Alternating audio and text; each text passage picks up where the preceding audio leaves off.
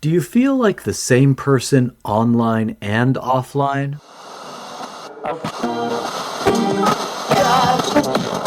Welcome to Tune In Life, your retreat from the noise in a world that never stops scrolling, with your hosts. Hi, I'm Dr. Ailey, business psychologist. I believe creativity is the antidote to burnout. And I'm Mr. Joy, AI pipeline engineer and poet. I'm on the search for truth and a joyful heart. We're here for the feels and the real talk. Now, let's dive into the small intentional shifts that can help us live with more presence and ease. So tune out the noise with us and tune in live.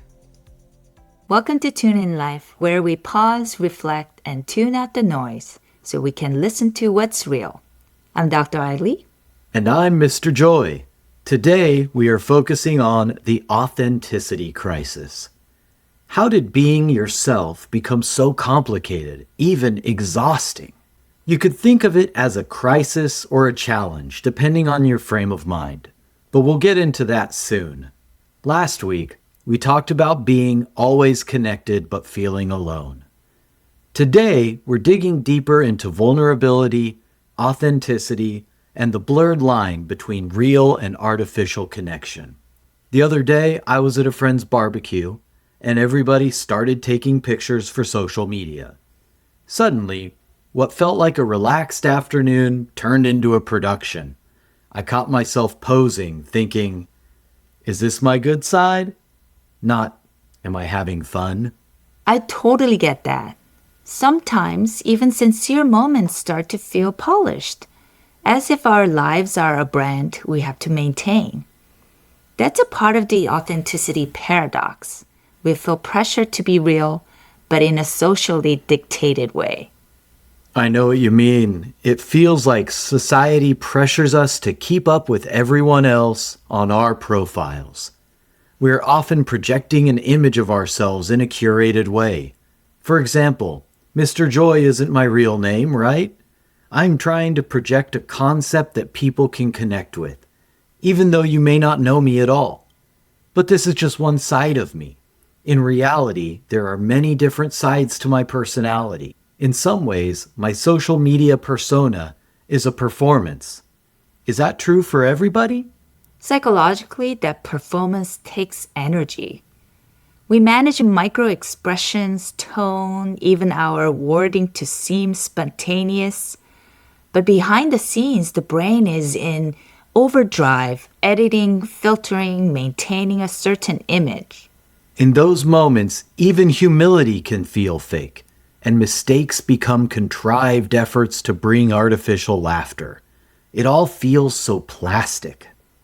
You're describing curated imperfection. Authenticity turned into an aesthetic checklist instead of an inner experience. That makes me think, who are we really when no one is watching? Trevor Noah, back when he was hosting The Daily Show, chose to continue to film without a studio audience after COVID restrictions relaxed. When he explained why he chose to not return to a studio audience, he described how every moment is different when someone else is there. We wake up on stage when we live with others. When we live alone, every moment is authentic, not manicured for someone else's amusement or critique. I often think about identities like layers. Our public self, our private self, and our inner self. Online spaces amplify the first one, the public self, until it crowds out the others. It's ironic that our online self is a supercharged version of our public self. Even though we're usually alone, psychologically, if not physically, when we're posting something for our online community, it's like we're afraid of using the web to share our true self. Yet many people feel safer online. There's comfort in crafting. So the question becomes, when does self-expression turn into self-curation? Self-curation is a brilliant phrase. It feels like editing yourself, picking and choosing from natural responses, improving the language and imagery associated with that expression until it is appropriate for everyone else. I know I'm self-curating when I can picture hashtags as I'm preparing to share something. How can I catch myself in the moment when I'm going into self-curation autopilot? Take a breath for a moment. Ask yourself, do you feel like the same person online and offline? If not, where do you feel most yourself? Personally, I live alone, and I must say I love it. It really gives me the chance to be myself without any effort. I feel like I treasure time with friends and family all the more because I don't live with them. When I live with people, I find myself constantly thinking about them and considering what they're doing, what I want to do, and what is the right thing to do together. Yes, it's similar to what psychologists call impression management. On some level, we do it, but the digital world magnifies it. We write and rewrite what we never revise in spontaneous conversation. I admit, I revise even the shortest text messages and second guess every bit of punctuation and text. Is it too formal? Am I being robotic? How can I sound more unique? I honestly drive myself nuts sometimes sending 5 words out to someone over text. I see that a lot. People say I'm drained, but I don't know why. When every post, message, or meeting becomes a micro addition, being yourself turns into your resume. The irony is that workplace now ask for authenticity too. Bring your whole self to work. But what they usually mean is bring the safe, productive version of yourself. That's true even when I work from home. With every video or audio chat, I'm thinking about what I will say to be myself, but also be positive, to be caring, but not pry, to be relatable, but also appear strong. And I find myself second guessing all of it. It makes me wonder if it's okay to be vulnerable, or if my whole self would be too much for my colleagues. And yet, when someone at work shares a moment of vulnerability, maybe admitting they're overwhelmed, it could open a more genuine connection, unless the other person has some psychological issues and takes it as weakness. That's another conversation to have. It's so true. When I speak without thinking, I'm usually worried. Did I say something wrong? But it often gets the most genuine reaction from others. Being online makes it almost impossible to improvise. Let's talk about those two identities, online and offline. I think of mine as siblings who get along but definitely don't always agree. That's a perfect description. My online self is articulate, composed. My offline self stumbles more, laughs louder. But they share the same intentions. That's how I test authenticity. Does my motivation align across spaces? I hadn't considered motivation when trying to gauge authenticity.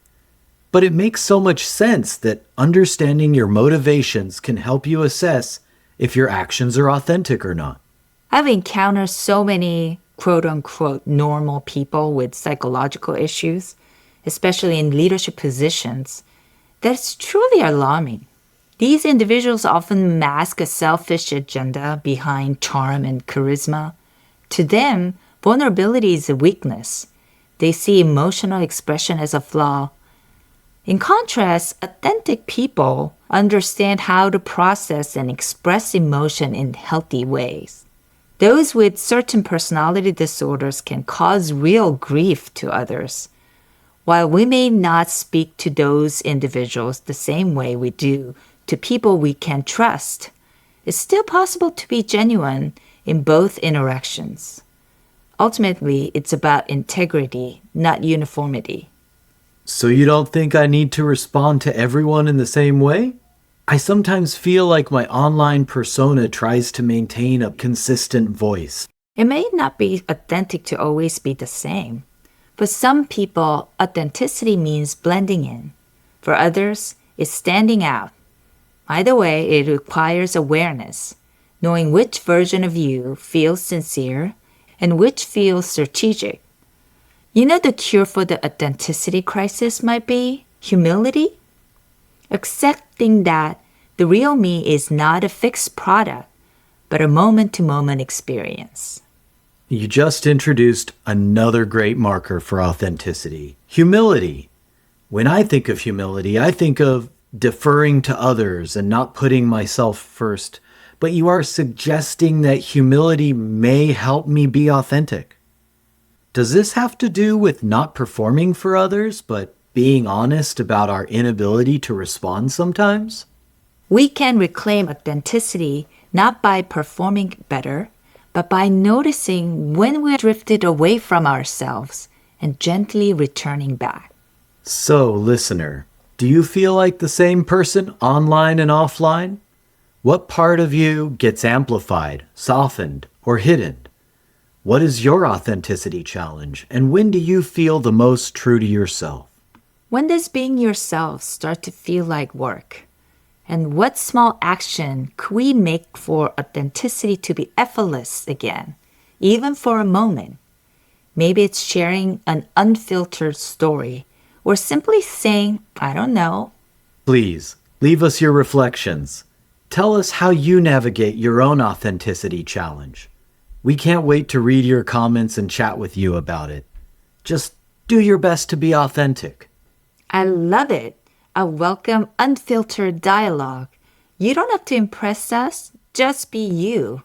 Authenticity isn't found in perfect alignment all the time.